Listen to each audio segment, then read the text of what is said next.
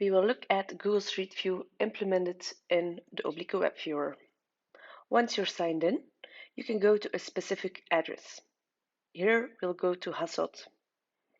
You can zoom in a little bit more and view a specific location. Once you're in the right spot, you can right-click and go to Search Panoramic View. This will split the viewer and open Google Street View next to it.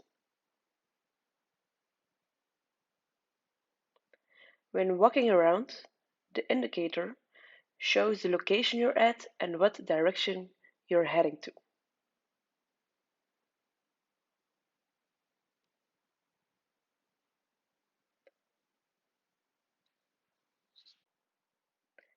There's a possibility to switch to the oblique images or point clouds on the left screen.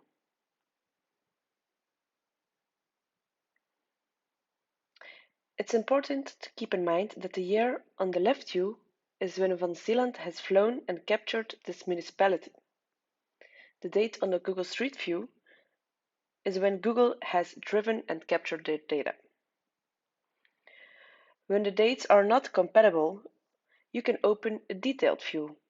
You can select older dates of captured data to get the best possible match.